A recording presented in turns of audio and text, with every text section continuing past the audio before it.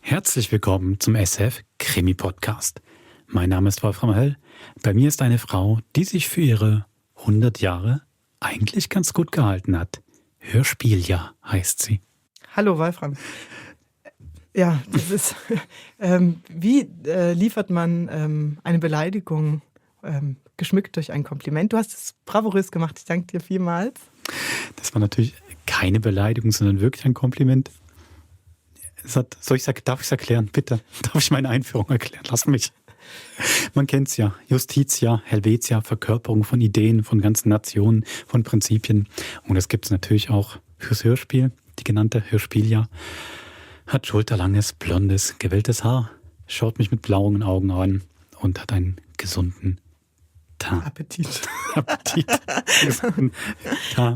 So steht sie vor mir und ist 100 Jahre alt, Hörspieljahr. Zumindest die Schweizer Hörspieljahr. Ich finde es sehr schön, dass du uns so eine Verkörperung geben würdest. Ich glaube nicht, dass eine Marketingfirma ausgerechnet mich nehmen würde. Wollen wir auch mal ehrlich sein, dass 100 Jahre Schweizer Hörspiel nicht unbedingt die mittelalte blonde Frau in den Mittelpunkt gestellt hat, weder vor Mikro noch dahinter. Ich glaube, es wäre eine andere Figur. Vielleicht so ein süßes Maskottchen. Ihr merkt schon, wir sind gut gelaunt und wir kreisen um ein Thema, nämlich 100 Jahre Hörspiel in der Schweiz feiern wir. 1925 wurde von Radio Zürich das erste Schweizer Hörspiel gesendet. Es war ein Wilhelm Tell. Wie könnte es anders sein? Ein Jahr nachdem überhaupt Radio gestartet in der Schweiz bei Radio Zürich. Richtiges Radio, nicht nur so Flughafenfunk in Lausanne zum Beispiel. Und das feiern wir im Hörspielprogramm, im Hörspielpodcast, natürlich auch bei uns im Krimi. Einsteigen können wir aber leider nicht mit 1925. Du, das hat verschiedene Ursachen. Also zum einen, wenn wir jetzt beim Hörspiel bleiben, beim Kriminalhörspiel, nochmal die Einengung, ist wirklich das älteste bei uns im Archiv erhaltene von 1947, obwohl es auch schon ein paar, muss man sagen, es ist gar nicht jetzt so Dutzendware, sondern es gab wirklich ein paar Kriminalhörspiele vorher. Tatsächlich musste dieses Genre erst entwickelt werden, wie generell Hörspiel erstmal erfunden werden musste. Es gab schnell den Plan, solche Spiele zu machen am Radio, aber man hatte noch nicht das richtige Handwerk dafür und noch nicht die Leute, die das schreiben und inszenieren konnten. Das wurde wirklich auch mit Aufrufen und Schriftstellertagungen erst gesucht. Und bei den Krimis muss man auch sagen, die drei, du hast die Titel, oder Wolfram? Genau, die drei aus Deutsch-Schweizer Schriftstellerhand wären Treu wie ein Hund von Werner Jucker, Die gelben Ballone von Charles Perret, beides 1943 und noch ein bisschen älteres, Die Jungfernfahrt, eine kriminelle Angelegenheit aus dem Jahr 1935. Genau, und ob die Sachen nun jemals archiviert wurden und einfach im Laufe der Jahrzehnte, des Jahrhunderts fast verloren gegangen sind oder gar nicht richtig archiviert wurden, weil man an Wiederholung oder sowas gar nicht dachte, das können wir gar nicht mehr eruieren. Aber immerhin, 1947, ich finde auch, die Zahl verdient Applaus und es ist ein richtiges Kriminalhörstück. Das stimmt. Es wurde auch als Mitrate-Hörspiel bezeichnet. Zumindest macht es Paul Weber, das ist ein Hörspielhistoriker. Ich verlinke auch gerne seinen Blog unten drin. Im Sinne von, die Hörerin darf am heimischen Rundfunkapparatus mitraten, wer es jetzt sein könnte, wer der Mörder ist oder die Mörderin. Meiner Meinung nach gibt immer so Pausen, werdet nachher in einem Hörspiel, wo es Zeitungstitel gibt, Schlagzeilen und Rundfunksprüche, die neuesten Entwicklungen, den Mordfall. Ich glaube, diese Pausen sind dafür gemacht, um sich auszutauschen, wer es wohl gewesen sein könnte. Wir können nachher noch einen Fachdiskurs führen über den Begriff Mitrate-Krimi. Können wir mal noch ein bisschen auseinanderklamüsern. Paul Weber, du hast gesagt, auf den werden wir, glaube ich, in den nächsten Terminen noch öfter zurückgreifen, weil er hat eigentlich das Grundwerk und man muss auch fast sagen, das einzige Werk zur deutsch-schweizerischen Hörspielgeschichte vorgelegt. Das ist tatsächlich so, genau. Der Autor vom heutigen Hörspiel ist Jörg Amstein. Den kennt ihr vielleicht auch als Autoren einer Operette.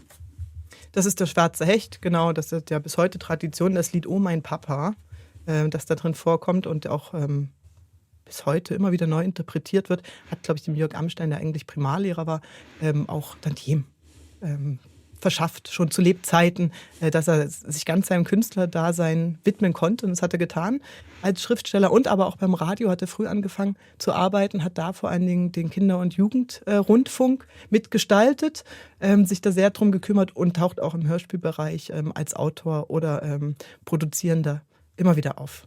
Und dass er ursprünglich so aus dem musikalischen Operettenbereich, Lustspielbereich kommt, ich glaube, oder? Korrigiere mich, das merkt man auch beim heutigen Hörspiel.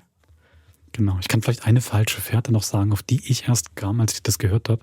Es geht im Hörspiel um Abhören und man hat auch viele ausländische Akzente. Und ich war bei 1947, dachte, oh, Kalter Krieg oder noch so Hörspiel aus dem Zweiten Weltkrieg. Aber nein, es geht nicht um Krieg. Der da abgehört wird, ist ein Opernsänger.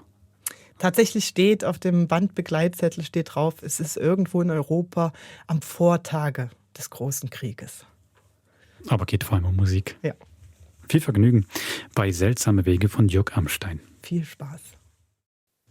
Ich mache nicht länger mit. Ich habe an die Geschichte von der Reportage geglaubt. Ich glaube nicht mehr daran. Und warum, Weber? Ist Ihnen die South American Broadcasting Corporation nicht für alles gut? Sie sagten, der Sänger da drüben im Nachbarhause ist nicht vor ein Mikrofon zu bringen. Wir müssen ein Mikro in sein Musikstudio platzieren, ohne dass er etwas davon merkt. Ich habe es geglaubt. Ich habe mit der Zofe angebandelt. Wir haben das Mikro platziert, wir haben den Draht gelegt, wir haben Aufnahmen gemacht. Es genügt nach meiner bescheidenen Ansicht längst für die längste Reportage. Aber Sie haben immer noch nicht genug. Seit 3 Wochen sitzen wir hier und hören alles, was im Nachbarhause geschieht. Ich mache nicht mehr mit, denn was wir tun, ist strafbar. In keinem Gesetzbuch der Welt gibt es einen Paragraphen. Du darfst kein Mikrofon in das Haus von deinem Nachbar hängen.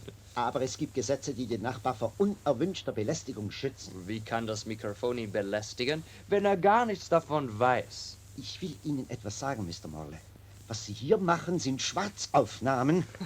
Sie bringen diese Aufnahmen in Amerika in den Handel und verdienen damit ein Vermögen. Oh, der.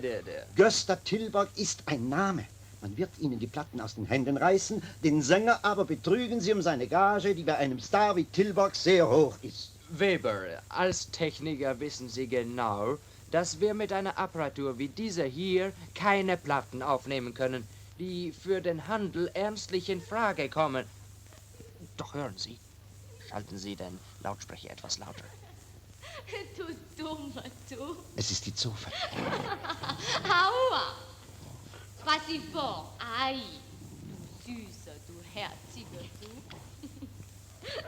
Sie spielt mit der Hand. Mais donc, so repêche maintenant, ça suffit. Suzanne geht und du bleibst schön hier. Husch. Husch. Bleib schön sitzen, bis Herrchen kommt.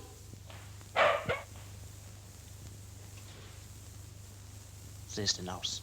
Und der Hund bleibt im Zimmer. Psst. Die Uhr 2:30. Psst. Es kommt wieder jemand.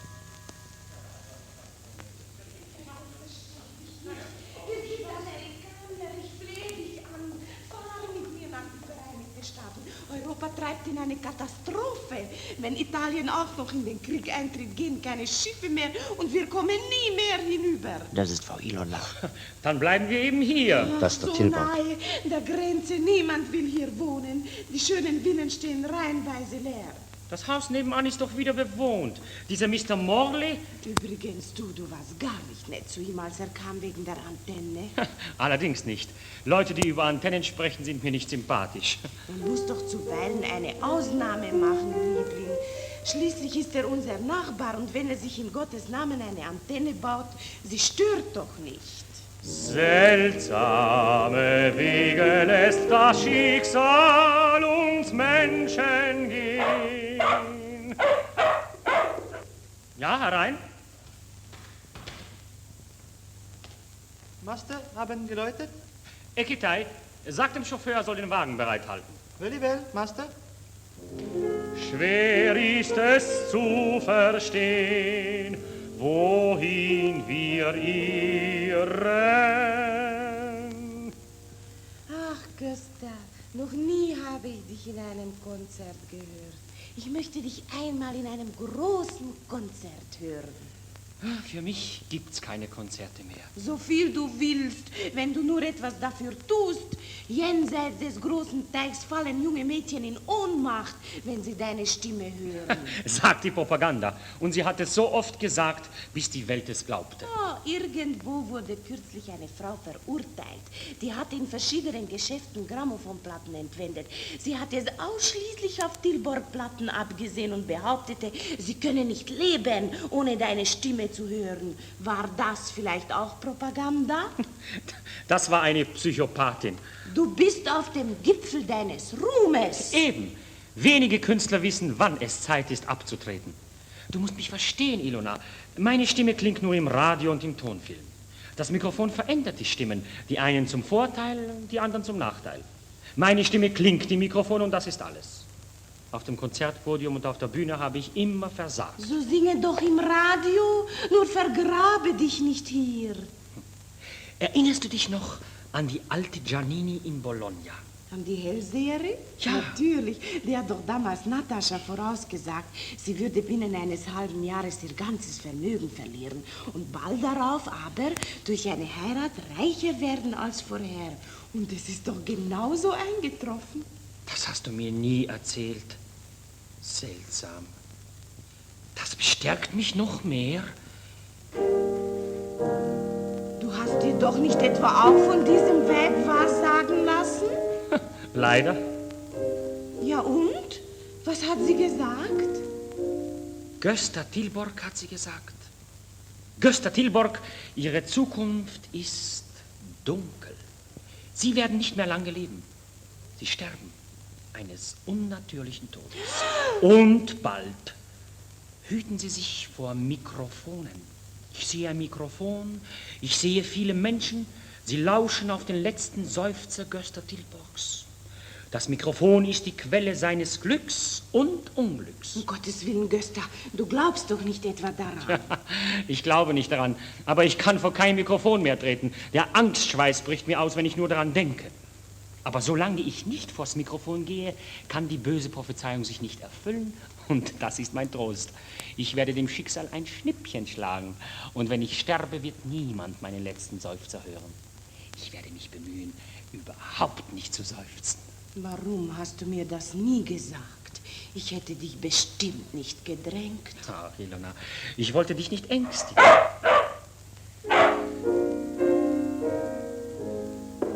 Ja, herein? Master, Wagen ist bereit. Gut, Herr Kittal, wir kommen. Komm, Mendo, komm mit. Du darfst mitkommen. Komm. Weber, haben Sie das gehört? Natürlich. Oh, I see. Wir müssen das Mikrofon entfernen. Gott sei Dank. Er reist von Amerika hierher. Er versteckt sich in diesem einsamen Haus, nur um den Mikrofonen zu entrinnen. Und wir bauen ihm so ein Ding ins Zimmer, ohne dass er es weiß. Ich bin nicht abergläubisch, aber das Mikro muss weg. Wir haben kein Recht, ihm das Ding ins Haus zu hängen. Das sage ich ja schon lange. Bei der nächsten Gelegenheit wir es montieren ab. Und einstweilen schalten wir aus. Ich brauche es ohnehin nicht mehr. Hören Sie, Weber, Sie haben sicher auch einmal etwas Erholung nötig. Ja. Seit Wochen hören wir fast Tag und Nacht hier ab. Make a holiday. Fahren Sie über den Lake. Drüben im Grand Hotel ist immer etwas los. Hier ist some money. Ja, bitte nehmen Sie das Geld. Machen Sie sich 2 vergnügte Tage. Nachher, es wird alles anders sein und es bleibt nicht viel zu tun. Vielen Dank. Ist das ein Vorschuss vom Lohn? Oh nein, das ist eine kleine Extrazulage. Also, und ich fahre ebenfalls weg. Wir machen das Geschäft hier für 2 Tage zu. Ich nehme den Wagen und auf Wiedersehen am Samstag. Und schließen Sie das Haus gut ab, Weber. Wiedersehen. Bye, bye, Weber. Wiedersehen. Bye.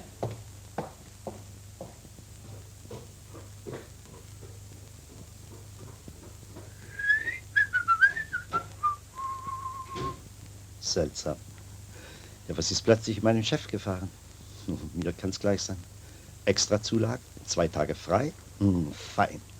Jetzt rasiere ich mich tipptopp und dann binde ich einen piekfeinen Kragen um und dann... Was macht wohl Susanne? Eigentlich müsste man's probieren. Zufällig klingeln an der Haustür und fragen. Zum Beispiel fragen. Ach Gott, Quatsch. Wozu hat man das geheime Hörgerät? Schalten wir ein.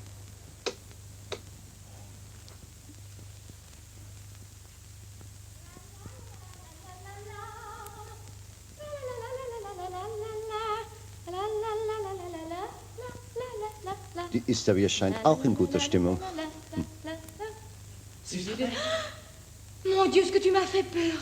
Wie kannst du wagen, über die Terrasse ins Zimmer zu kommen? Liebste, weißt du, dass es kinderleicht ist, bei euch hier aus- und einzusteigen? Wirklich? Sag, wie kommst du denn? Ich habe doch ein bisschen ums Haus herumspioniert. Ach, du Räuber, du. Ein fremder Mann bei Susanne? Und da habe ich gesehen, wie die Herrschaften wegfuhren mit dem Chauffeur. Und da habe ich gedacht, das ist der Augenblick, um mit Susanne zu sprechen. Jetzt oder nie. Und da bin ich. Wir sind nicht allein. Der Diener ist noch im Haus. Wer? Ekitai. Ekitai? Oui, le Chinois. Ach, der Chinese. Ja, darum bin ich doch durchs Fenster gekommen. Man muss sich schrecklich vor ihm in Acht nehmen, weißt du? Er ist überzeugt von der Großartigkeit seines Herrns und hinterbringt ihm alles. Ach, Susanne. Recht sagst du. Donner und Doria, der Susanne will ich's zeigen. Das nehme ich auf eine Platte auf. Das muss sie noch einmal hören. Susanne, komm doch hin. Ich will doch was fragen. Aber doch, ich bitte dich. Ich habe so furchtbare Angst. Oh, sei doch nicht albern. Wenn jemand dahinter käme. Wer denn? Und wenn dabei etwas passiert. Ach, sind wir Dilettanten? Du siehst mir nicht danach aus. Na also, denk dir was aus. Etwas muss dir doch einfallen. Ein gescheites Mädchen wie du kann doch das einrichten. Du großer, geheimnisvoller Schwarzer, du. Wann? Heute geht es kaum. Aber vielleicht gibt sich bald einmal eine Gelegenheit, weißt du, damit wir sicher sind.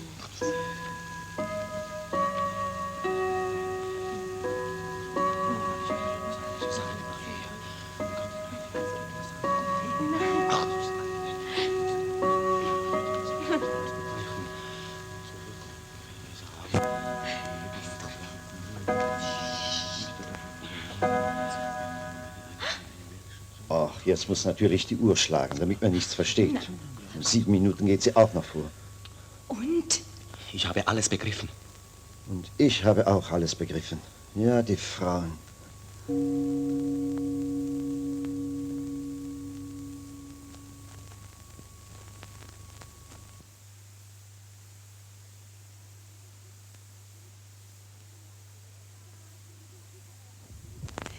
Ja, da haben wir wieder einmal Glück gehabt. Wenn Sie nicht zufällig mit Ihrem Wagen vorbeigekommen wären, Mr. Molle, säßen wir mit unserer Panne auf der Landstraße. Oh, Mrs. Dilborg. Ja, Sie haben uns aus der Patsche geholfen. Ich bin sicher, der Chauffeur doktert jetzt noch da unten am See an unserem Wagen herum. Ja, das hier ist also unser Musikstudio. Und Wohnzimmer und Teezimmer, wie Sie wollen, Mr. Molle.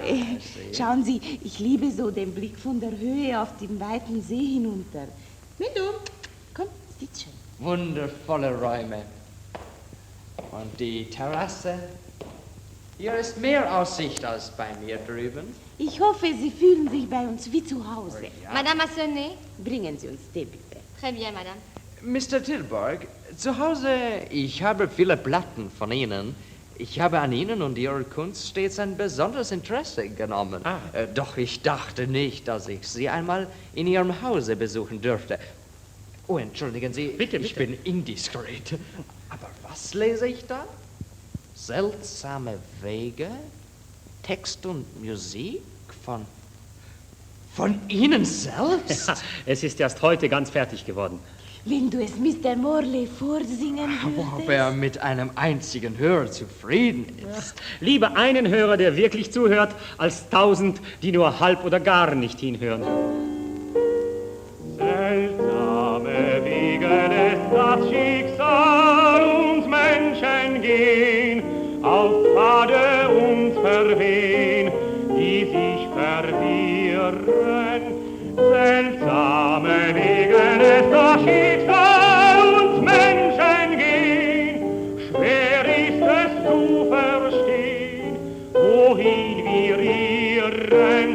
Seltsam emporhebt das Glück unterm Licht, lässt plötzlich uns fallen, wohin weiß man nicht. Seltsame Wege lässt das Schicksal uns Menschen gehen, es kann so viel geschehen.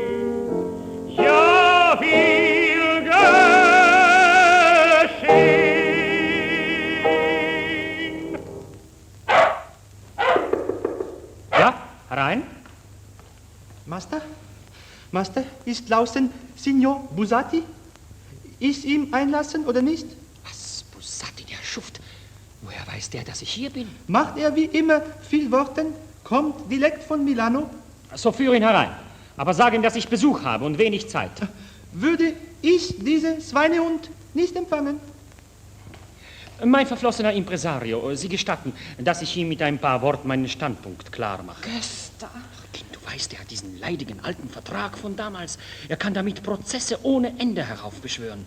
Ich muss sehen, wie ich ihn irgendwo vertrösten kann. Versprich mir, dass du dich nicht aufregen wirst, Gösta. Also, mit dem werde ich schon fertig. Ah, maestro, buongiorno, buongiorno, signora. Miei complimenti. Ah, amico mio, wie finden Sie la voce? Stimme gut, Körper gut? Ah, Tille Borghe, Sie in Europa. Warum Sie nicht schreiben? Grandi concerti per lei, Tille Borghe, grandi concerti a Roma, Napoli, Milano. Ovazioni, tutta l'Italia ai suoi piedi, ganz Italia auf ihre Fuß. Und ich bin ich Impresario. Ich singe nicht mehr. Ma come, Tille Borghe? Perché? Sind Sie größter Tenor del mondo, ma che tutti i teatri voll. Ecco il contratto mit Signy Unterschrift, io sono l'unico impresario per l'Italia. Jetzt ist der Moment. Für den Konzertsaal habe ich nie getaugt. Wenn Sie das endlich begreifen Und der wollten. Vertrag? Haben Sie gebrochen Vertrag, Herr Tille Borghe? Mancano 16 Concerti. Was, Ihre lumpigen 16 Konzerte, die ich im Jahre 1928 nicht gesungen habe. Ich habe Ihnen längst mehr bezahlt, als diese Konzerte Ihnen damals eingebracht hätten. Was wollen Sie noch von mir? Ma i concerti, 16 Concerti. Le thé, madame? Sie können servieren, Susanne. Bien, madame. Oh, ich werde bestehen auf meine Rechte. Sono nel mio pieno diritto, der Gesetz ist bei mir. Ah, e la mia pazienza, eh? Ich habe mit Sie lange Geduld gehabt, aber Sie... Halten Sie sich! Oh, jetzt ist meine Geduld mit Sie ein Ende. Fassen Sie mich doch nicht an! Je apporte le thé, madame. Und wenn Sie nicht singen, dann...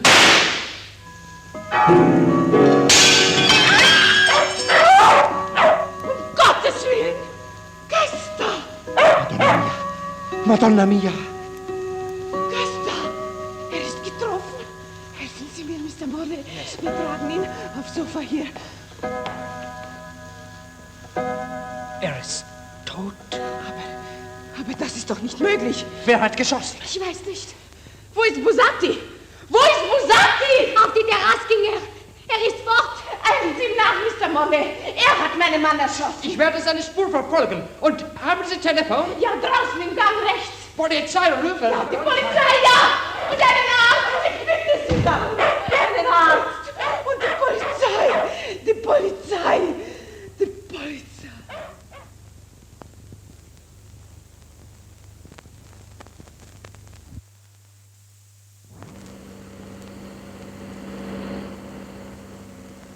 Die Stimme eines Ausländers, sagen Sie, war am Telefon. Jawohl, mit englischem Akzent. Mord? Halt, dieses Haus hier muss es sein. Nummer 42. Jawohl. Ah, ja, stimmt. Garten absuchen, 2 Mann Wache.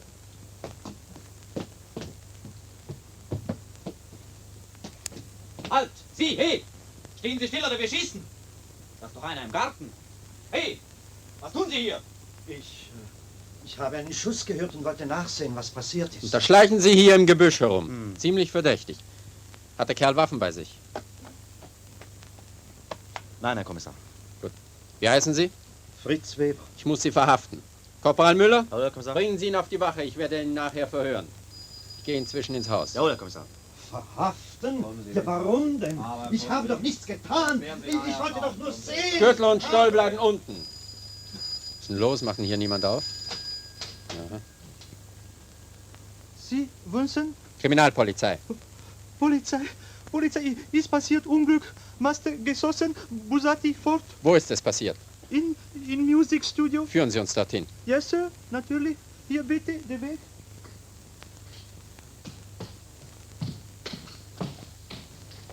Haben Sie den Schuss gehört? Yes, sir. Bin ich so erschrocken? Hab ich verloren, beste Master. Hier ist Music Studio.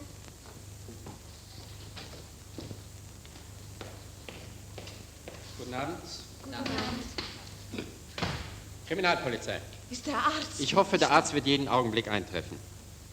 Oh, ich fürchte, er wird hier nichts mehr retten können. Sie sind die Frau des... Der Mörder ist geflohen über die Terrasse. Dieser Buzzati. Mein Mann nannte ihn immer ein Erpresser, ein Schuft. Kannten Sie ihn? Nein, aber mein Mann kannte ihn gut. Er war früher sein Impresario. Buzzati. Wie sah er aus? Er hatte einen braunen Mantel, er trug Handschuhe. Wie groß war er ungefähr? 5'3". Wie bitte?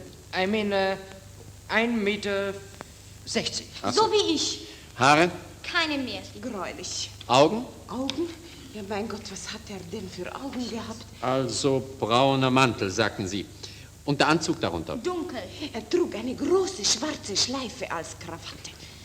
Können Sie mir etwas über den Hergang erzählen? Ja, ich weiß nicht, wir wollten Tee trinken, wir hatten unseren Nachbarn Mr. Molly eingeladen und da kam dieser Herr Buzzati und da ist es passiert. Ja. Und was kann uns dieses nette Fräulein hier erzählen? Ich weiß gar nicht. Als ich mit dem Tee hier hereinkam, krachte plötzlich ein Schuss. Ich bin furchtbar erschrocken und habe das Tablett fallen lassen mit dem Tee. Wer hat geschossen? Ich weiß nicht. Haben Sie wenigstens gesehen oder gehört, von welcher Seite geschossen wurde? Nein. Danke. Und was sagen Sie, Mr...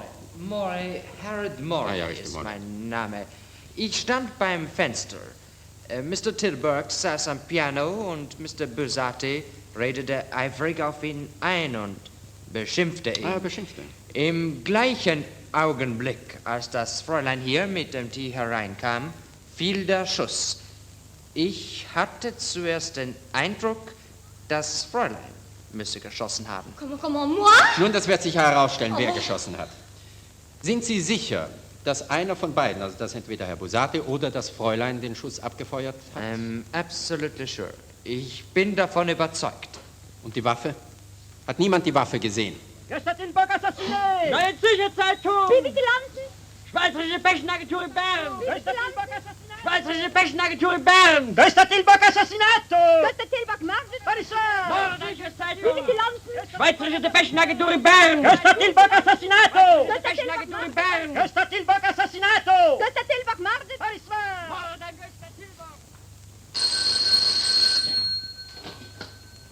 Kriminalpolizei? Hier Kommissar Winsch. Selber, ja. Herr Doktor, wie ist der medizinische Befund? Schuss ins Herz. Aus circa 5 Meter Entfernung, ja. Und die Kugel ist zur Untersuchung auf der technischen. Danke. Nein, wir haben den Vogel bereits eingefangen. Der ist nicht weit geflogen. Nicht ohne weiteres. Ansichten ändern sich. Qui vivra verra. Vielen Dank. Bringen Sie mir den Buzzati zum Verhör. Und anschließend die Zofe, die, wie heißt sie, die Favarger. Gösta Tilburg erschossen! Das Verbrechen ist nicht aufgeklärt. Trauerkundgebungen in Ohio. Gösta Tilburg steckt auf dem Gipfel seines Weltruhms! Wer ist der Mörder? Daily Express. Berliner Nachtausgabe! Chicago Tribune. Die Weltöffentlichkeit will Nachrichten. Gösta Tilburg erschossen! Das Verbrechen ist nicht aufgeklärt. Trauerkundgebungen in Ohio.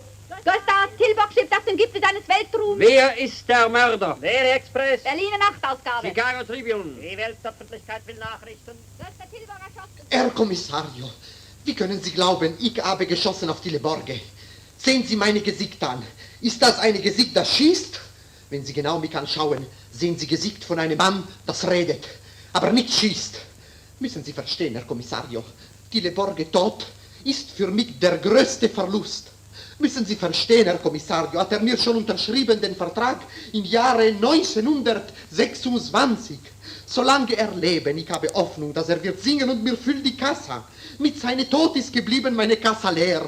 Warum soll ich schießen? Hat nur einer so gesungen wie Tille Borge. Ah, Tille Borge. Sie behaupten also nicht geschossen zu haben.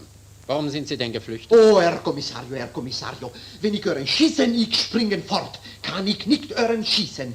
War ich im Krieg, 18 von 14, immer wenn geschossen, bin ich springen. So habe ich gerettet mein Leben. Herr Buzzati, erzählen Sie mir einmal, wie die Sache sich zugetragen hat. Also, ich habe mich unterhalten mit Herrn Tilburg. Unterhalten? Sie haben mit Herrn Tilburg gestritten, Sie haben ihn beschimpft. Aber Herr Kommissario, wo denken Sie? Haben wir vielleicht gesprochen ein wenig laut, mein Temperamento? Also, ich stehe vor Herrn Tilburg und ich mich gerade umwende zu Frau Tilburg und ihr sage, plötzlich, bumm, ein Schuss. Tilburg fällt auf Piano. Von welcher Seite kam der Schuss? Schuss Kam von hinter mir, von links, weil, weiß ich es genau, hat gemacht neben meinem Ohr vorbei. Sind Sie ganz sicher, dass der Schuss von links kam? Hey, kann sein, weiß ich nicht genau. Auf alle Fälle hat gemacht, aber der Schuss kam von überall. Der ganze Zimmer war ein Schuss. Wie weit waren Sie da von Herrn Tilborg entfernt? Ich war gar nicht entfernt. Ich war vor seiner Nase. So. Danke, Herr Bussati. Wir haben im Augenblick an Sie keine weiteren Fragen. Aber ich möchte auch etwas fragen, Herr Kommissario. Bitte? Also, wie lange wollen Sie mir noch behalten hier? Kann ich endlich zurück a Milano? A Milano, warum?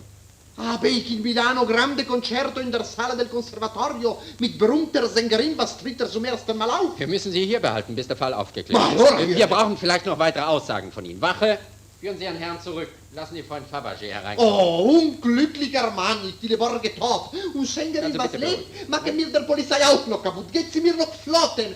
Die Borge, jetzt hätte sie gesponnen und London News. Francesco Bussati. Wer ist Francesco Bussati? Selbstmord oder Verbrechen? London News. Francesco Bussati. Wer ist Francesco Bussati? Selbstmord oder Verbrechen? Francesco Bussati. Kriminalpolizei. Wer ist Bussati? Selbstmord oder Verbrechen? Francesco Bussati. Wer ist Bussati? Selbstmord oder Verbrechen? Die Kriminalpolizei Schweiz. Die Untersuchung geht weiter. Oh, Salo, und das nennt sich Justiz. Unschuldige Menschen einsperren? Nun, gar so unschuldig scheinen Sie mir nicht zu sein, Freund Fabergé. Die Indizien sprechen stark gegen Sie. Oh, wieso? Können Sie sich noch erinnern, wo die einzelnen Personen im Zimmer standen? Herr Tilborg und Herr Bussati standen beieinander. Die anderen habe ich nicht beachtet.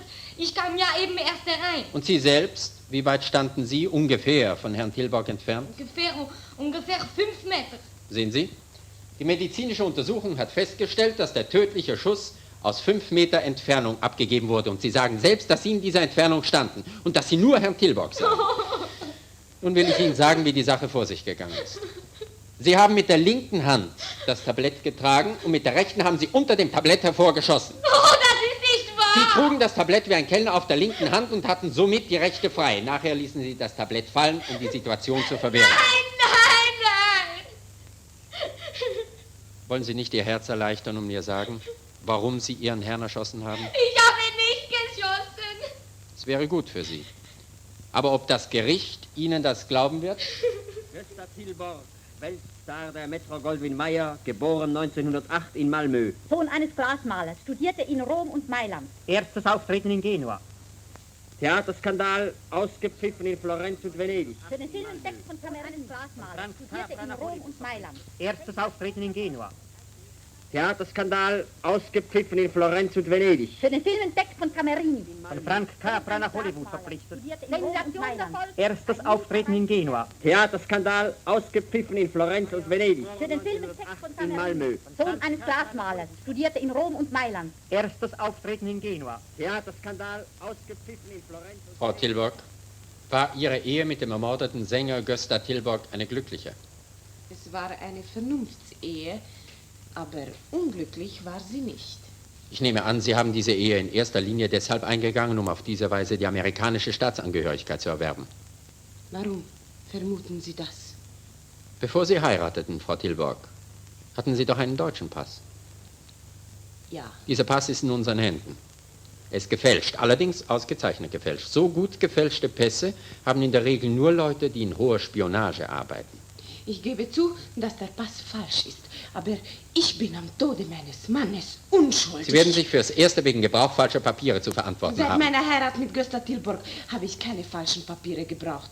Ich hatte ja meinen amerikanischen Pass. Und vorher?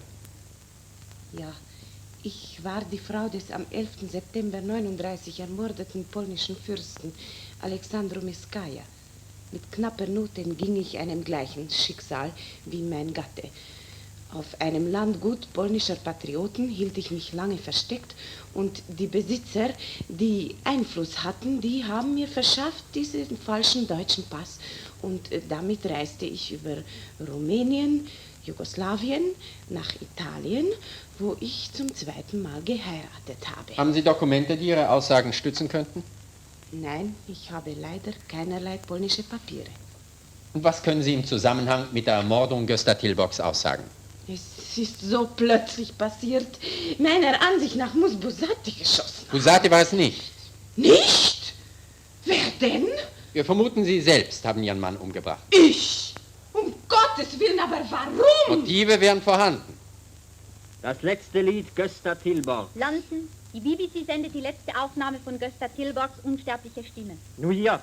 Die letzte Aufnahme hat Columbia. London. Die letzte Aufnahme hat Odeon. Die letzte Aufnahme New York. hat Masters Voice. Die letzte Aufnahme hat Columbia. London. Die letzte Aufnahme hat Odeon. Die letzte Aufnahme hat Masters Voice. Die BBC sendet die letzte Aufnahme von Gösta Tilborgs unsterbliche Stimme. New York. Gösta Tilborg. Letzte Aufnahme hat Die Columbia. BBC sendet die letzte Aufnahme von Gösta Tilborgs unsterbliche Stimme. New York. Die letzte Aufnahme hat Tilborg. Aufnahme in Rom auf Die Telefon. letzte Aufnahme hat Odeon. Die letzte Aufnahme hat die Masters Voice. Die letzte Tilborg-Aufnahme in Rom auf Telefunken. Darf ich jetzt endlich einmal reden? Oder lasst ihr mich noch lange warten in dem Loch? Ja, jetzt dürfen Sie reden. Oh, einen Augenblick bitte. Hallo? Ja, hier Kommissar Winch.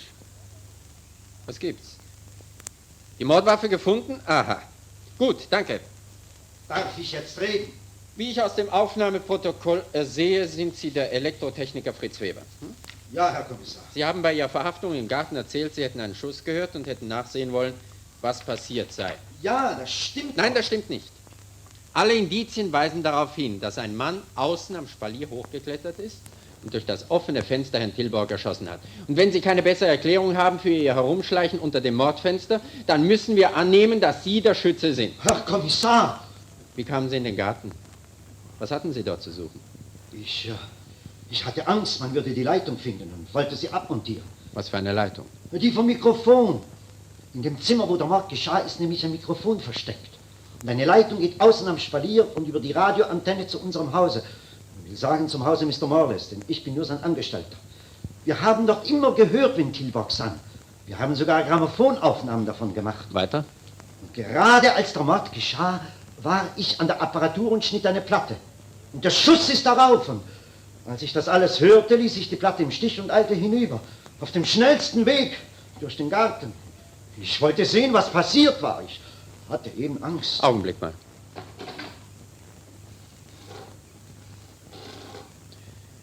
Hallo? Hier Kommissar Winch. Ich habe einen gewissen Mr. Morley auf 10 Uhr zum Verhör bestellt. Was dieser Mr. Morley kommt sofort nach Waffen durchsuchen und verhaften. Ist ein Wagen frei? Gut, ich brauche ihn. Schicken Sie mir 3 Mann. Sie wollten also dem Mörder helfen, seine Spur zu verwischen. Herr Kommissar, ich wusste doch nicht, wer geschossen hat. Ich kann mir das einfach nicht vorstellen, dass Mr. Morley ein Mörder sein soll. Der wollte doch bloß Schwarzaufnahmen machen, aber Tilborg ermorden? Nein, also das kann ich nicht glauben. Uns interessiert nicht, was Sie glauben, uns interessieren Tatsachen. Und uns interessieren die Platten, die Sie aufgenommen haben. Wir müssen sie sofort holen, bevor sie vernichtet werden. Kommen Sie, der Wagen wird gleich da sein. Mysteriöse Prophezeiungen einer Hellseherin in Bologna. Ilona Tilborg reist mit falschem Pass durch Rumänien. Sie sind Verwasche unter schwerem Mordverdacht. Aussagen eines Reporters. Das Geständnis Prophezeiungen einer Hellseherin in Bologna. Ilona Tilborg reist mit falschem Pass durch Rumänien. Sie sind Verwasche unter schwerem Mordverdacht. Aussagen eines Reporters. Das Geständnis Ilona Tilborg. Aussagen eines Reporters. Mysteriöse Prophezeiungen einer Hellseherin in Bologna. Ilona Tilborg reist mit falschem Pass durch Rumänien. Sie sind Verwasche unter schwerem Mordverdacht. Aussagen eines Reporters. Das Geständnis Ilona Tilborg.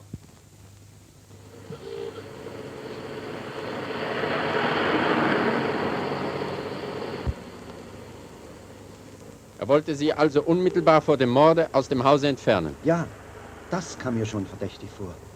Er war nervös, gab mir $20 und sagte, machen Sie sich 2 vergnügte Tage, wir schließen den Laden hier zu, nahm den Wagen und fuhr weg. Als ich nach etwa einer Stunde die Haustüre abschloss, sah ich, wie Herr und Frau Tilborg in Mr. Morleys Wagen zurückkamen und alle 3 im Nachbarhause verschwanden. Da stach mich die Neugierde. Ich ging zurück, um zu hören, was jetzt passiert. Und? Was haben Sie gehört? Sie redeten von einer Autopanne. Und dann sang Herr Tilborg das Lied, das ich schon lange gern auf einer Platte gehabt hätte. Ich setzte die Apparatur in Gang und alles, was dann geschah, ist auf der Platte. Halt, hier anhalten. Wir fahren nicht ganz bis vors Haus.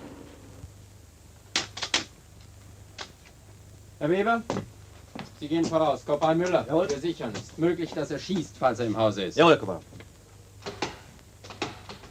Die Haustür ist geschlossen. Sie haben doch einen Schlüssel. Öffnen Sie.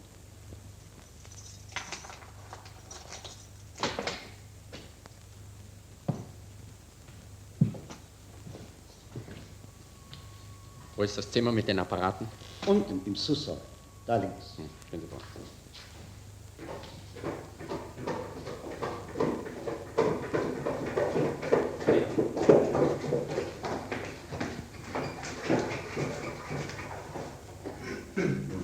Diese Tür.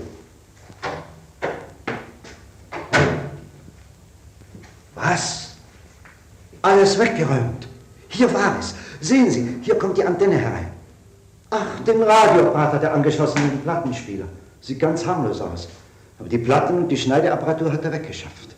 Ausdruckssuchen. Korporal Müller, telefonieren Sie, dass man Mr. Morley sucht. Vor allem die Grenze avisieren. So wird es.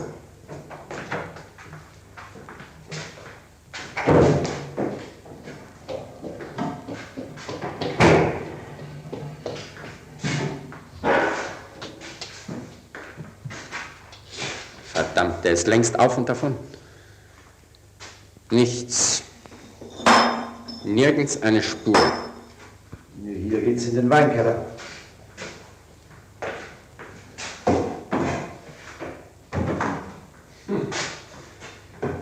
Alarm Fässer. War er ein Säufer? Manchmal haben wir nachts ein bisschen gefeiert. Alles voll. Gewesen. Leuchten Sie hier mit der Lampe. Da sehen Sie. Die Apparatur. Die ganze Apparatur. Und die Platten. Alles fein säuberlich versteckt. Schafft es hinauf. Da haben wir ja noch Glück gehabt.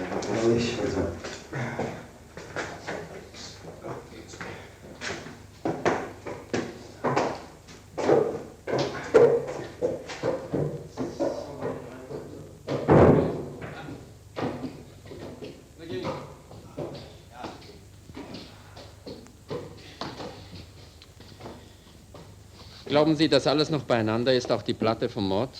Vielleicht ist ihm gar nicht aufgefallen. Bei den Platten durcheinander, wo alle dieselben weißen Etiketten haben. Könnten Sie sie herausfinden? Ich habe überall das Datum der Aufnahme auf die Etikette geschrieben. Es muss eine Platte sein, die kein Datum trägt. Stellt die Sachen hier ab und sucht weiter. Können wir die Platten hier spielen? Natürlich. Gut. Eine Platte ohne Datum, sagen Sie. Diese. Spielen Sie sie bitte. Ich habe so furchtbare Angst. Oh, sei doch nicht albern. Wenn jemand dahinter käme. Was ist das? Das war am selben Tag. Ich hörte zufällig, dass ein unbekannter Mann über die Straße zu Susanne ins Zimmer kam. Nahm alles auf, was die beiden sprachen. Kann doch das einrichten. Großer, geheimnisvoller Schwarzer, du. Wann? Heute geht es kaum. Aber vielleicht gibt es bald einmal eine Gelegenheit, weißt du, damit wir sicher sind.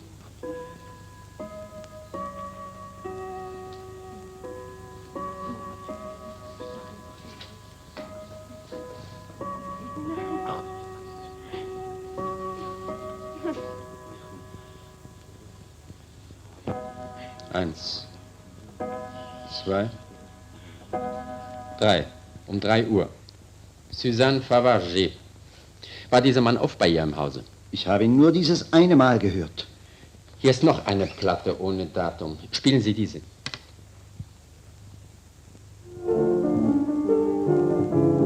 Und kennst du das, Gösta? Du, das ist ganz alt. Giorgio Tolano Sonistu hat verhirlo si vermut. Ist sie das? Nein. Das ist Frau Tillbaum. Die singt Ungarisch. Ich habe diese Aufnahme nicht gemacht. Morley muss sie allein aufgenommen haben. Hier ist noch eine ohne Datum. Probieren Sie diese.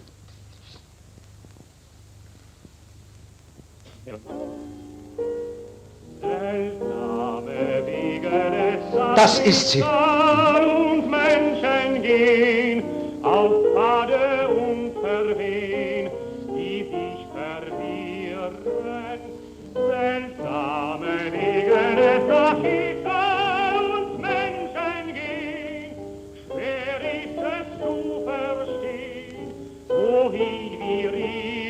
mein Herein. Korporal Müller, was gibt's? Wir haben ihn. Wen? Den Morley. Er kam auf den Posten, weil er auf 10 Uhr bestellt sei. Das ist allerhand. Er sitzt bereits hinter Schloss und Riegel. Gott sei Dank. Der Mörder verhaftet! Harald Morley! Der Mörder belauerte wochenlang sein Opfer durch ein geheimes Mikrofon. Harald Morley! Der Mörder belauerte wochenlang sein Opfer durch ein geheimes Mikrofon. Corriere della Sera! Der Mörder verhaftet! Harald Corriere Morley! della Sera! Der Mörder verhaftet! Harald Morley! Sie sind der Diener Gösta Tilborgs. Wie lange arbeiten Sie für ihn? Große arbeite ich mehr als 20 Jahre bei Master. Bin ich reisen mit Master in alle Länder von der Welt. Schrecklich, schrecklich. Ich hatte ihn sehr, sehr lieb. Kennen Sie auch Mr. Morley, der im Nachbarhaus wohnt? Yes, Sir. Ist feiner Mann, spricht Englisch und hat Auto. War er oft hier im Haus? Zweimal, Sir. Erste Mal, wie sie's gebaut, er hat Antenne. Und dann, wie Master starb. Götter mögen ihn in Gedanken aufgenommen haben. Ist Ihnen nichts Besonderes an diesem Mister aufgefallen? Doch ist neugieriges Mister. Mister schließt immer Haus, guckte durchs Fenster. Sagen Sie, haben Sie Mr. Morley nie mit der Zofe Suzanne Favarger sprechen sehen? No, Sir. So. Das ist alles, was ich wissen wollte. Der Mörder leugnet. Die Mordwaffe im Fischteich Morley ist gefunden. Der Mörder leugnet. Die Mordwaffe im Mörder Fischteich leugnet. Morley ist gefunden. Die Mordwaffe im Fischteich Morley ist gefunden. Der Mörder leugnet. Fräulein Favarger, wussten Sie, dass in dem Zimmer, wo Herr Tilborg ermordet wurde, seit längerer Zeit ein Mikrofon versteckt war und dass im Nachbarhause alles gehört wurde? Nein. Sie hätten etwas vorsichtiger sein sollen. Ich habe hier eine Platte. Hören Sie sich das an.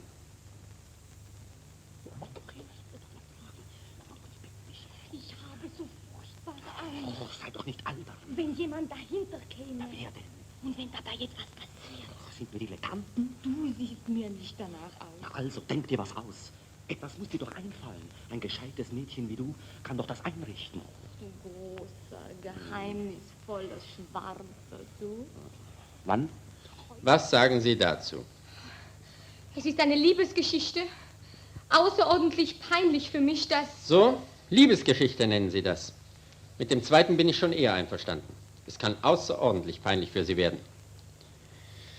Sie geben also zu, dass die Frauenstimme Ihre Stimme ist. Ja, Und wer ist der Mann? das ist ein Freund von mir. Ja, ich habe ihn getroffen beim Tanzen. Er ist groß und schwarz und hat sehr schöne Augen. Er ist überhaupt der rassigste junge Mann, den ich je kennengelernt habe. Und wie heißt dieser rassige junge Mann? Ich weiß nicht. Sie wissen nicht? Nein. Der große Unbekannte. Sie wollen mir doch nicht erzählen, dass Sie nicht wissen, wie er heißt. Nach dieser Liebesgeschichte. Ich habe ihn nur 3-mal gesehen. Das erste Mal im Grand Hotel beim Tanzen. Da haben wir abgemacht, dass wir am nächsten Mittwoch, wo ich meinen freien Nachmittag habe, spazieren gehen wollen. Und das haben wir auch gemacht. Und ich habe ihm gesagt, wie ich heiße und wo ich arbeite. Und als ich ihn fragte, sagte er, ach, lass das doch. Das ist doch wurscht, wie man heißt. Die Hauptsache ist, dass man sich liebt und gern hat. Die Geschichte klingt nicht sehr glaubhaft, Fräulein Favarger. Es ist die Wahrheit. Wie lange ist dieser Mann bei Ihnen gewesen? Höchstens eine halbe Stunde, vielleicht 3/4. Als die Herrschaften nach Hause kamen, war er schon lange gegangen. Er hat mit dem Morde nichts zu tun. Fräulein Favarger, ich glaube Ihnen kein Wort. Wir konfrontieren Sie jetzt mit Mr. Morley, den Sie, wie ich annehme, sehr gut kennen. Reden Sie nur, wenn ich Sie dazu auffordere. Mr. Morley vorführen.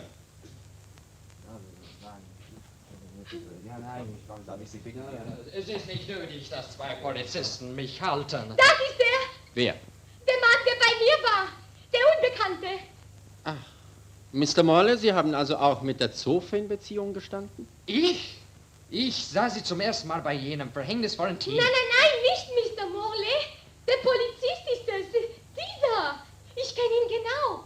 Korporal Müller? So? Kennen Sie das, Fräulein? Kennen Sie das, Fräulein, oder kennen Sie es nicht? Ich kenne es. Warum? Göttler, führen Sie die beiden Zivilisten weg. Korporal Müller. So? Woher kennen Sie diese Suzanne Favarger? Ich traf sie beim Tanzen. Haben Sie diese Suzanne Favarger in der Villa Tilburg, wo sie Dienstmädchen war, aufgesucht? Jawohl. Wie oft? Einmal. Nur? Jawohl. Wann war das? Am letzten Samstag. Welche Zeit? Es mag etwa gegen 3 Uhr nachmittags gewesen sein. 3 Uhr nachmittags. Jawohl. Und warum stiegen Sie über die Terrasse in dieses Haus? Sie stiegen doch über die Terrasse. Ja, das ist eine dumme Geschichte, Herr Kommissar. Die Liebe, Herr Kommissar, die Susanne, die hat sowas. Und schließlich ist man ein Mann. Man möchte ab und zu etwas fürs Herz.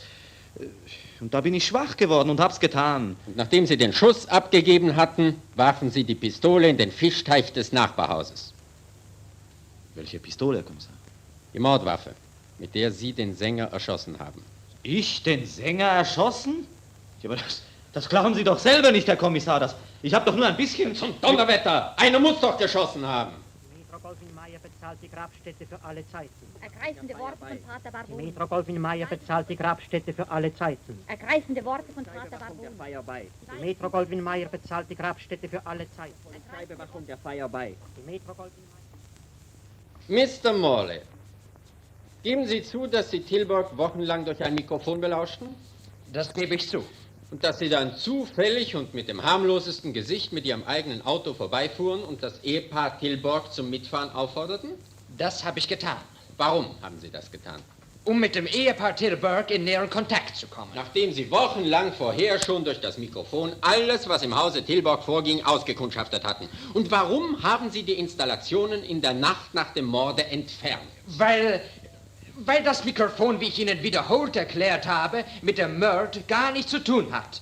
Und weil ich eine peinliche Untersuchung voraussah.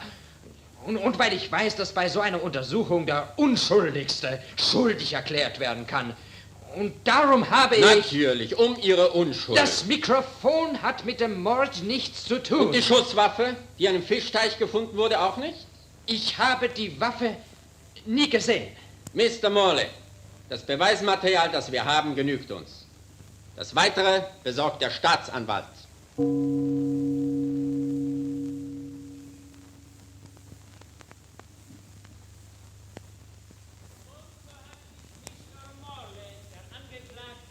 In seinem eigenen Netze gefangen. Dasselbe Mikrofon, das er brauchte, um sein Opfer zu belauschen, hat am Schlusse auch ihn belauscht. Und, obwohl er es verhindern wollte, uns die Beweise für seine Schuld in die Hände gegeben. Mit dieser Schallplatte, die ich Ihnen soeben vorgeführt habe und auf die ich nun näher eingehen werde. Ich möchte vorher nur die merkwürdige Autopanne noch etwas näher beleuchten. Nach Aussage des Chauffeurs war das Zündkabel gebrochen. Der Angeklagte gibt zu, dass er selbst dieses Kabel in Tilburgs Wagen angebrochen hat, um die Panne herbeizuführen und dann zufällig vorbeifahrend als Retter in der Not zu erscheinen. Auf diese Weise hat er sich an sein Opfer herangemacht und ist von ihm zum Tee eingeladen worden, wo er den lange vorbereiteten Mordplan durchführen konnte. Ruhe! Der Herr Staatsanwalt hat immer noch das Wort. Im günstigen Augenblick, als alles nach der Zofe hinsah, hat er geschossen und die Waffe wahrscheinlich einfach in seine Tasche gesteckt. Er hatte die Kühnheit, kaltblütig festzustellen, ob sein Opfer wirklich tot sei und stellte sofort die Frage, wer hat geschossen, um sich zu überzeugen, dass niemand ihn in Verdacht hatte. Ich beweise das mit Hilfe der Schallplatte. Wollen Sie noch von mir? Ma i concerti, 16 concerti. Le thé, madame. Sie können servieren. Bien, madame. Oh, ich werde bestehen auf meine Rechte. Sono nel mio pieno diritto, der Gesetz ist bei mir. Ah, e la mia pazienza, eh? Ich habe mit Sie lange Geduld gehabt, aber Sie... Trauen Sie sich! Oh, jetzt ist meine Geduld mit Sie ein Ende. Fassen Sie mich doch nicht an! Ich apporte thé, madame. Und wenn Sie nicht singen, dann...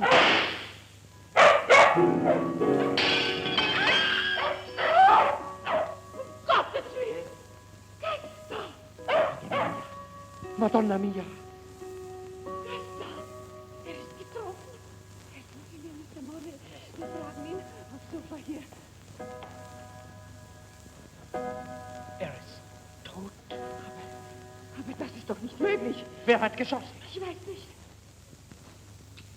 Nachdem er sich auf diese Weise Gewissheit verschafft hatte, dass niemand im Zimmer ihn für den Täter hielt, wollte er sich so schnell wie möglich seiner Waffe entledigen. Was tat er?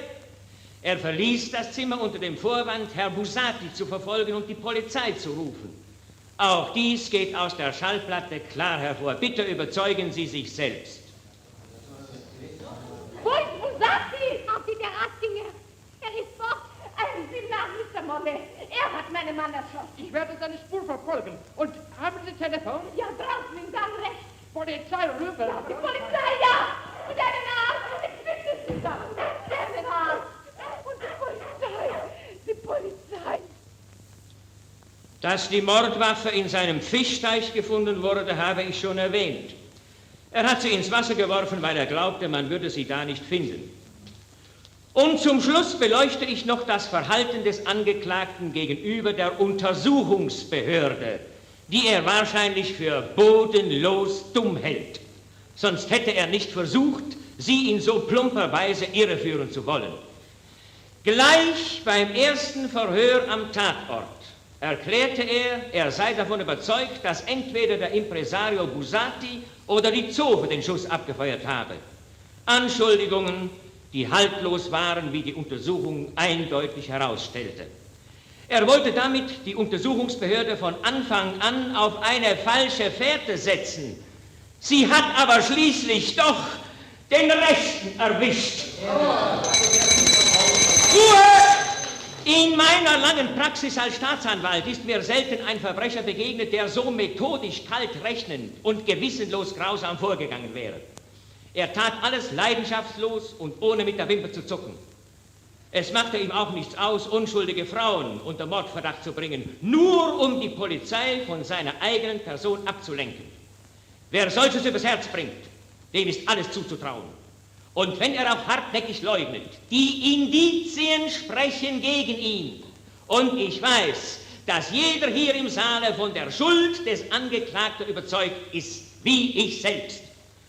Ich brauche daher Sie, meine Herren Geschworenen, nicht, wie es sonst üblich ist, zu ersuchen, einen Schuldspruch zu fällen, denn ich weiß, dass Sie in diesem Falle ein einstimmiges Schuldig aussprechen werden. Ruhe! Der Herr Verteidiger hat das Wort. Herr Präsident, meine Herren Richter und Geschworenen, Sie haben die scharfsinnigen Ausführungen des Herrn Staatsanwalts vernommen. Er hat es meisterhaft verstanden, die vorhandenen Indizien zu einem scheinbar lückenlosen Schuldbeweis zusammenzufügen. Von einer tatsächlichen Überführung des Angeklagten kann jedoch keine Rede sein. Dies ist auch gar nicht möglich, denn Mr. Morley ist unschuldig. Dass die Mordwaffe in seinem Fischteich gefunden wurde, belastet den Angeklagten wenig. Irgendjemand kann sie dorthin geworfen haben, denn jedermann kann sich Zutritt zu diesem Garten verschaffen. Was das Anbringen des Mikrofons im Musikzimmer Tilborgs anbelangt, so habe ich die Beweise in der Hand, dass Morley im Auftrag eines privaten Mailänder Detektivbüros handelte. Auftraggeber ist ein gewisser Signor Francesco Bussati, Impresario. Was, Io? Ich habe die Borge nicht ermordet. Herr Bussati, haben Sie einem privaten Mailänder Detektivbüro Auftrag gegeben? Ma certo habe ich. Aber ich bezahlen ein Vermögen für, um zu wissen, ob er noch hat, der gute Stimme. Im Übrigen stützt sich die Anklage vor allem auf die aufgefundene Schallplatte. Aber ich kann auf dieser Schallplatte beim besten Willen keinen Schuldbeweis für den Angeklagten finden. Der Herr Staatsanwalt hat uns bewiesen, dass Mr. Morley sagte, er ist tot. Ist dies ein Schuldbeweis? Liegt nicht in diesem Er ist tot vielmehr der Beweis der Unschuld, wenn man nur ein wenig auf den Tonfall hört, in dem es gesprochen ist? So spricht kein Mörder wenige Sekunden, nachdem er geschossen hat. Und ich frage, ist es ein Schuldbeweis, wenn jemand in einem Zimmer, wo geschossen wurde, fragt, wer hat geschossen? Auf der Platte tritt aber noch ein anderer Zeuge in Erscheinung, dem man bisher keine Beachtung geschenkt hat. Der Hund. Vorhin, als die Platte wiederholt gespielt wurde, ist mir aufgefallen, dass unmittelbar bevor der Schuss fällt, der Hund bellt. Wenn das Gericht der Verteidigung das Recht einräumt, von der Schallplatte, welche die Anklage zur Stützung ihrer Thesen anführt, ebenfalls Gebrauch zu machen, möchte ich das Gericht bitten, die Stelle unmittelbar vor dem Schuss noch einmal vorzuführen und besonders auf die Laute des Hundes zu achten. Spielen Sie die betreffende Stelle. Lumpigen 16 Konzerte, die ich im Jahre 1928 nicht gesungen habe. Ich habe Ihnen längst mehr bezahlt, als diese Konzerte Ihnen damals eingebracht hätten. Was wollen Sie noch von mir? Ma i concerti, 16 Concerti. Le thé, madame. Sie können servieren, Susanne. Bien, madame. Oh, ich werde bestehen auf meine Rechte. Sono nel mio pieno diritto, der Gesetz ist bei mir. Ah, e la mia pazienza, Ich habe mit Sie lange Geduld gehabt, aber Sie... Halten Sie sich! Oh, jetzt ist meine Geduld mit Sie ein Ende. Packen Sie mich doch nicht an! Ich apporte le thé, madame. Und wenn Sie nicht singen, dann...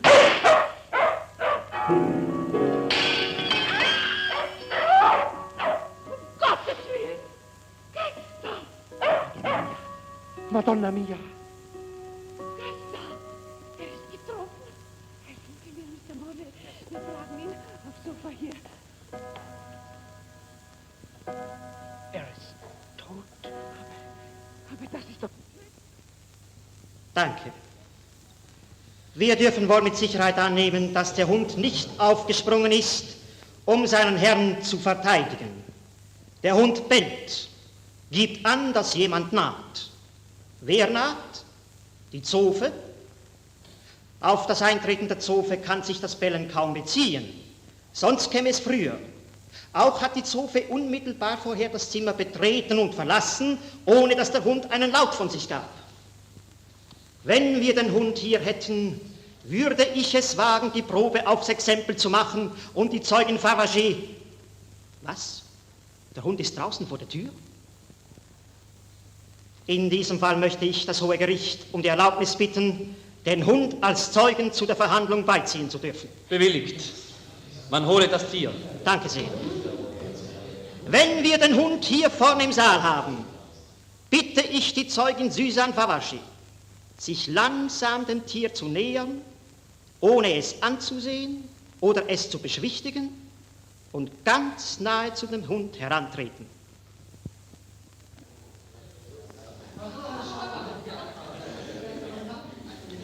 Fräulein Fabergé, darf ich Sie jetzt bitten, sich dem Hund zu nähern?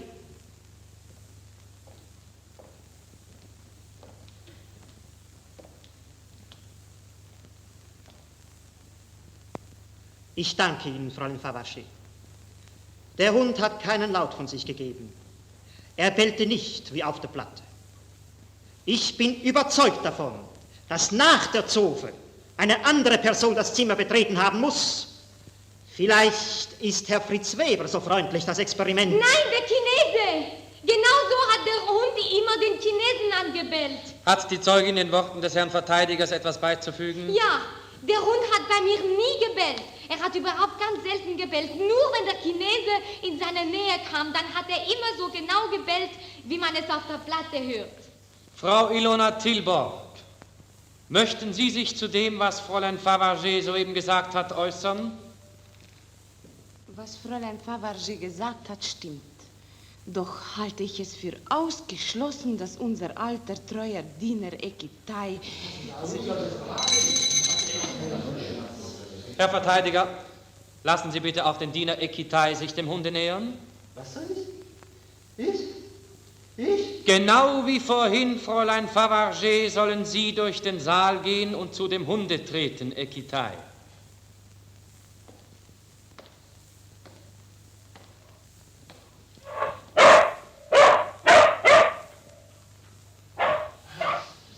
Ekitai, wo waren Sie, als der Schuss fiel? Ich war bei Türe. So?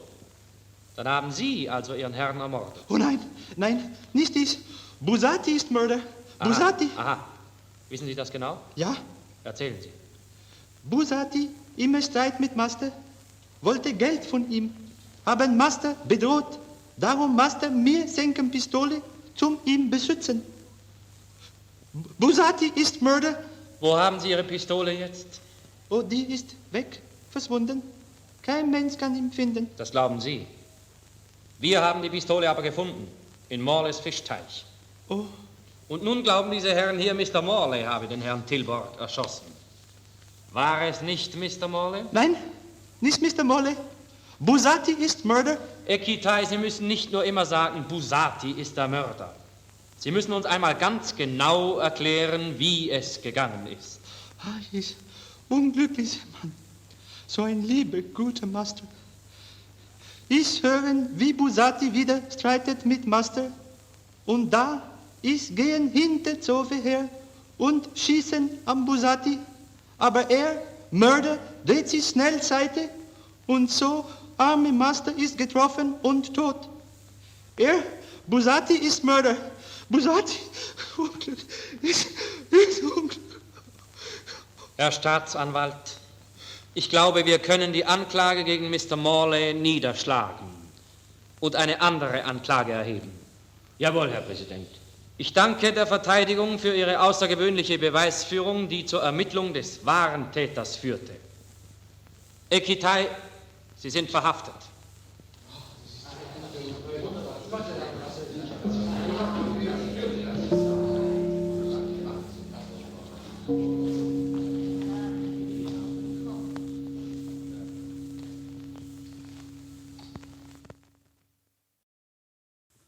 Er war ein guter Master. Und er war ein guter Diener. Ja.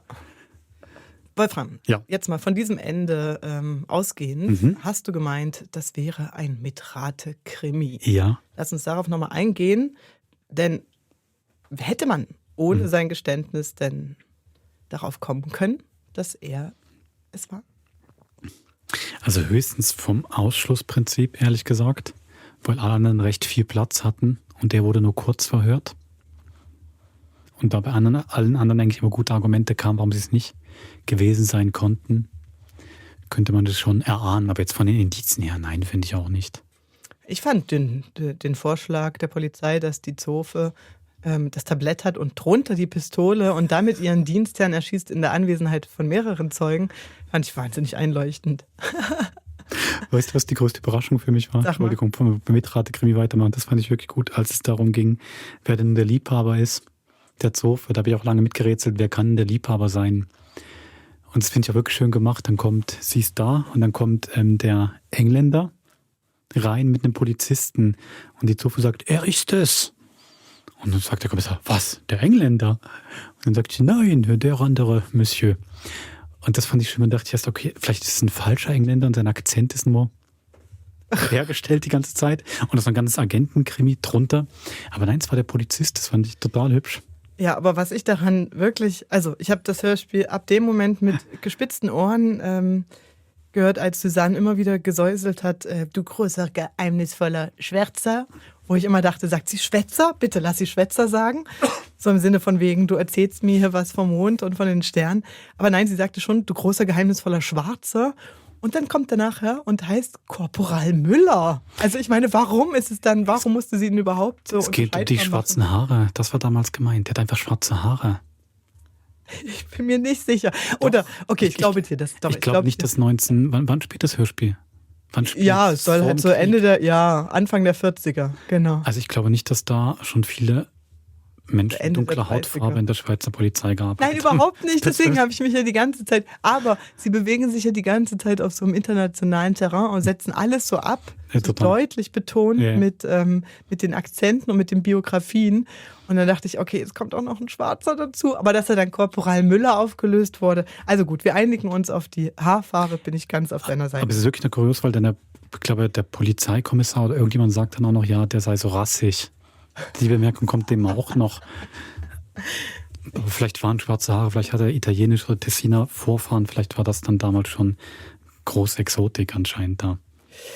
Aber man hat sich bei der Besetzung, eben, ich habe ja gesagt, man hat diese Akzente zur Unterscheidbarkeit. Wir kommen auf den Mitrate-Krimi noch zurück. Besetzung ist gut. Nur ganz kurz. man hat sich ja große Mühe gegeben, sie auch über Akzente deutlich voneinander zu unterscheiden. Ja, du hast den Chinesen, du hast die polnische Ehefrau mit dem deutschen Pass, du hast den Gösta, einfach als Name steht da schon mal eine andere Nationalität als ein deutsch-schweizerischer oder Deutscher im Raum. Du hast den Impresario und aber von der Besetzung, wenn man sich die anschaut, haben sie sich da doch bemüht. Also die Zofe, Suzanne, schöner Name, wurde gesprochen von Blanche Aubry. Große Schweizer Schauspielerin, viel in Wien, aber im Jura geboren, jurassischer Vater. Ich glaube auch, das ist jetzt kein rein hergestellter französischer Akzent. Und die wusste sehr genau, was sie macht da. Genau, genauso wahrscheinlich auch Signore Bussati. Ettore Cella, ja, auch bekannter Schweizer Schauspieler. Und auch bei Gösta Tilburg, bei unserem Opfer, haben sie einen echten Tenor besetzt. Der aber laut seinem Wikipedia-Eintrag, Max Lichteck heißt er, dass er wahnsinnig gut schauspielern konnte und außerdem einen unschlagbaren Charme hatte. Kannst du das tolle Zeile. Kannst du das bitte bei mir mal irgendwo hinschreiben? Dein Wikipedia-Eintrag? Ja, oder sonst eine Rückmeldung einfach so. Schön, das mache ich. Rückmeldung bei SAF. Aber ich meine, da haben sie sich bemüht, quasi die zu bespielende Rolle auch mit jemandem zu besetzen, der dem nachgehen kann. Leider sind sie bei Ekitai und auch bei seinem bei seinem Nachbarn, Harold Morley, leider gescheitert. Das ist ein bisschen an ihre Grenzen gestoßen. Die hatte man nicht gerade zur Hand, genau. Man hat auch das Gefühl, er ist ein Amerikaner, ne? Ich dachte die ganze Zeit, er ist ein Amerikaner. Er wird beschrieben als der Engländer von nebenan. Genau. Nee, aber ich finde, das ist wirklich, kann man hervorheben, ich finde es toll, dass ein Opernsänger ist. Man hört das ja auch, das ist wirklich ein wahnsinnig schön gesungenes Lied. Also ich habe so wirklich noch so einen Ohrwurm davon mit den seltsamen Wege. Also ich kann es natürlich nicht, aber wunderbar. Und auch, dass man sich tatsächlich bei den anderen Rollen da so Mühe gegeben hat, doch kein kurzes Hörspiel, aber doch ein rechtes Tableau an Menschen, die da auftreten, und die sind wirklich alle sehr schön unterscheidbar, und es ist kein Kasperle-Theater, finde ich. Man merkt doch eben, viele von denen können das, wie sie da sprechen. Wo spielt denn das eigentlich? In welchem Land? Ja. Irgendwo in Europa. Irgendwo in Europa, ne? Ja. Ich fand da einfach noch spannend, ich habe bei dem Paul Weber, dem Hörspielforscher, von dem wir am Anfang gesprochen haben, gelesen, dass eben die ersten Kriminalhörspiele aus Deutschschweizer Feder, wie das jetzt kam, in den 40ern. Es gab aber davor schon in den 30ern Hörspiele, wo man aus dem Ausland übersetzt hat, oft einfach aus dem Englischen. Eben Hörspiele mit so tollen Titeln wie Mörder Johnny Fahrenheit, Seemann seines Zeichens. Oder auch Der Herr Nummer 24. Und vielleicht war das auch hier, dass man dem Ganzen noch einen internationalen Anstrich geben wollte. Also eine ganz, ganz lokale Geschichte sollte es dann doch nicht sein. Ja, also sie haben sich ja jetzt nicht für Mundart entschieden. Und das auch nicht, genau. Das ist ja auch interessant, hätte man ja auch machen können. Ja. Und was sie auch machen, finde ich, was noch auffällig ist, ich habe ja vorhin gesagt, dass so das Hörspiel erstmal entwickelt werden musste. Was sind so die Eigenheiten, was ist die Abgrenzung zum Theater, zur Hörfolge? Es gibt auch einen Wust von Unterscheidungen, die wir in der Art noch... Sendespiel, genau, wo es wirklich darum ging, eigentlich ein Theater mit dem Mikrofon einzufangen. Oder das Raumtonspiel, was sich dann nochmal unterscheidet vom Klanghörspiel. Also eben ging es wirklich auch auf der theoretischen Ebene sehr darum, was macht ein Hörspiel aus, wie muss es sein. Ich finde das eigentlich noch faszinierend, dass man nicht sagt, oh, wir haben da schon seit Jahrzehnten was rumprobiert und dann bringt das mal jemand irgendwie in eine Ordnung. Nein, andersrum. Es gab quasi den Auftrag, und dann musste man das zusammenfinden. Man hat Leute gesucht, die das erfinden. Total. Also ich glaube, es war eigentlich gar nicht mal, also das weiß ich natürlich nicht ganz genau, ob es jetzt so den Auftrag gab, bringt jetzt mal Fiktion in dem Sinne oder was unterhalten ist, aber also ja sicher, man musste es füllen. Ich habe auch den Eindruck, wenn ich bei dem Paul Weber so lese, es gab dann Hörspiele aus einer Abteilung, später hieß es dann mal Dramatik, aber wirklich mehr eine, die mir aus quasi dem Schriftstellerischen kam, aber auch Hörspiel aus der Abteilung Unterhaltung und aus der Abteilung Folklore. Es wurde eigentlich in der Schweiz tatsächlich wie 3-mal erfunden, mindestens. Und genau das passt in diesen Findungsprozess rein. Man kommt hier aus mehreren Ideen darauf. Eigentlich wäre es doch noch zu Folklore gut passen, wenn man was machen möchte über das Land, die hiesigen Sitten, Gebräuche, wie man spricht. Klar, erzählen wir doch Geschichten oder wir wollen Unterhaltung bringen, Krimis Unterhaltung oder nee, wir machen hier Literatur und Kunst. Klar machen wir Hörspiel. Und das ist ja tatsächlich auch was uns bis heute im Hörspiel in der Schweiz begleitet. Wir machen ja nicht nur Krimi, wir machen jetzt aber auch nicht nur künstlerisch total anspruchsvolle Hörspiele. macht einen hochdeutschen Mund. Das finde ich einfach extrem spannend. Das ging von Anfang an so los und hat sich doch bis heute ein Stück weit gehalten. Ja.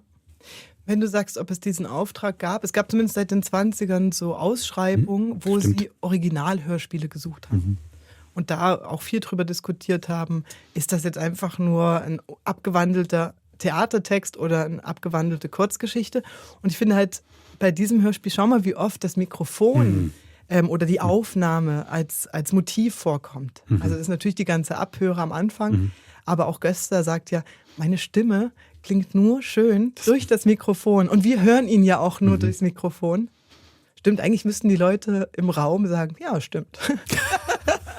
Die alte Schallplatte von dir gefällt mir besser. Aber stimmt, das ist wirklich, schon gleich nur kurz einhaken, das ist so spannend, weil das, was man sich ja vorstellen könnte, ist, dass ja, aber in echt bin ich hässlich oder so. Ich bin nicht für die Bühne gemacht, aber nein, meine Stimme klingt nur, meine Stimme ist noch Mikrofon schön. Auf der Bühne schon nicht mehr, ist auch nochmal, nur die Stimme ist schön oder nicht, schon ist mal unabhängig, wie der Typ sonst aussieht. Wirklich ganz schön fein gearbeitet. Auch, dass der Fluch ihm voraussagt, du wirst sterben während einer Aufnahme.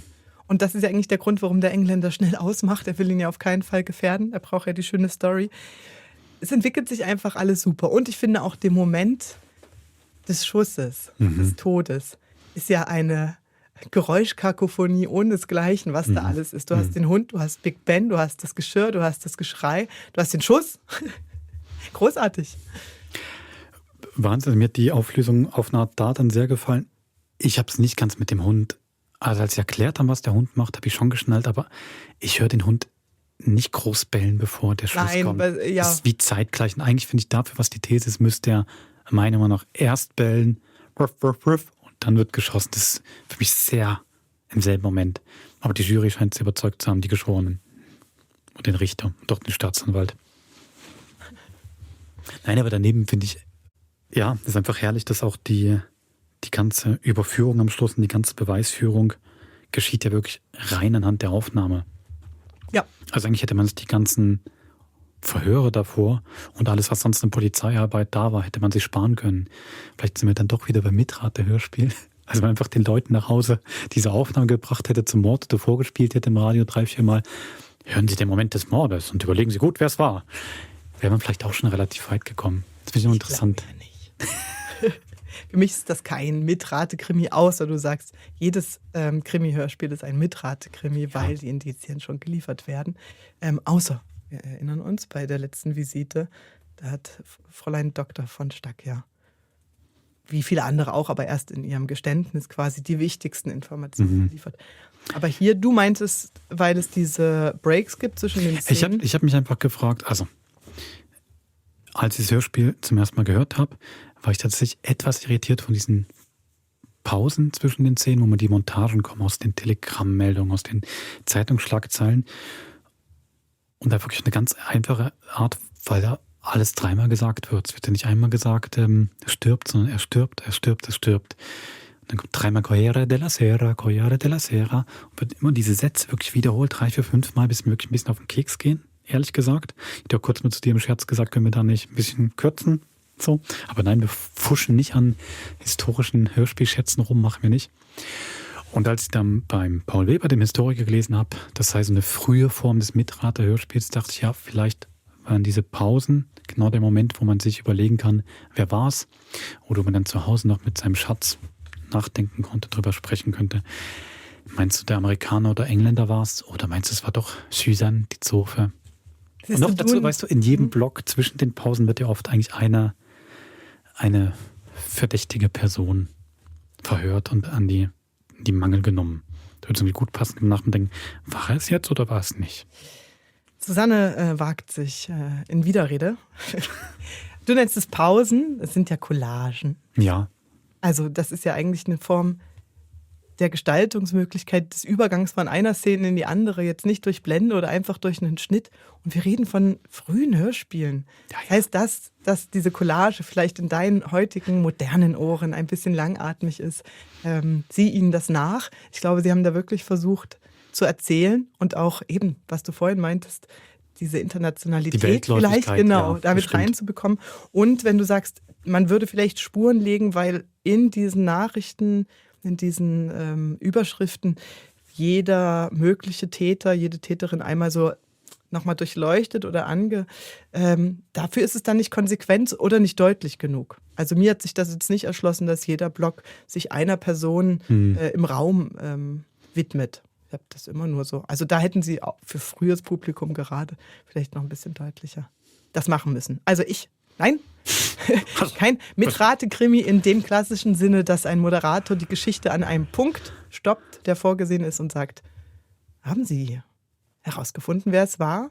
Und solche Hörspiele haben wir ja auch ein paar im Archiv mit noch eingebauter Bedenkzeitminute. Ja. Teilweise aber leider ohne Auflösung, Wolfram, weil ich glaube, dass die Moderation der Sendestrecke dann die Auflösung teilweise geliefert hat. Es war kein fertig gestaltetes Ende. Also wir haben so ein paar Mitrate-Krimis im Archiv, die wir eigentlich nicht. Ja, wir können das schon mal irgendwann bringen. Doch. Okay, aber da wir können es nie überprüfen. Ob wir recht haben oder nicht. Ja, genau.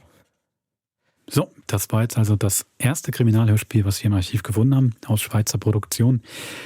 Für uns der Auftakt für die nächsten beiden Monate, wenn wir bemerkenswerte Kriminalhörspiele aus 100 Jahre Hörspiel bringen. Mhm. Und vom nächsten regulären Termin gibt es einen Vollmond, was hier immer heißt gruselige Hörspiele. Und weil wir eben 100 Jahre Hörspiel machen, bringen wir nicht Grauen, sondern auch eine Trouvaille aus dem Archiv, oder? Trouvaille, ja. Doch, sie wurde auch von euch teilweise schon per Mail angefragt, wenn nicht sogar angemahnt, weil sich offensichtlich gute Erinnerungen damit verknüpfen. 1002. Nacht heißt die Hörspielreihe, war damals der Geistige oder der Geister Nachfolge für Verzählte das dem Ferima. Die Reihe, die wir auch schon ab und zu mal hatten, vor allem auch viel im Hörspiel-Podcast, auch im Krimi-Podcast. Und ich bin wirklich sehr gespannt, wie die das gemacht haben mit den gruseligen Hörspielen. Aus den 70ern, genau, da können wir sicher auch ein bisschen vergleichen und erzählen. Und wer von euch jetzt gerne noch bis dorthin in der Hörspielgeschichte, in der Deutsch-Schweizer Hörspielgeschichte verweilen möchte, der kann das natürlich über den Link machen, den der Wolfram setzt zu den Schriften von Paul Weber und seinen Forschungsergebnissen. Aber es gibt auch für euch was zu hören, wenn ihr denn möchtet. Wir verlinken unten 2 Audios. Das ist zum einen ein Feature, was 87 entstanden ist und die Stimme der Heimat sich mit Radio und Hörspiel von seinen Anfängen bis in die eben 80er Jahre auseinandersetzt von Wolfram Wessels mit ganz vielen tollen O-Tönen. Das empfehle ich euch sehr. Und für die es richtig die volle Dröhnung haben wollen, geht es nochmal zurück. Die Anfänge des Hörspiels. In einer Stunde hört ihr quasi die 3 allerersten Hörspiele, die es überhaupt im westlichen Europa, weltweit, könnte man sagen, gegeben hat. Da müsst ihr ein bisschen Französischkenntnisse mitbringen und Englisch, aber ehrlich gesagt versteht man es, glaube ich, auch ganz gut. Und es wird gerahmt, kommentiert und historisch eingeordnet. Genau, das könnt ihr noch hören in der Zeit. Super, verlinke ich alles sehr gern. Bis zum nächsten Mod. Macht's gut.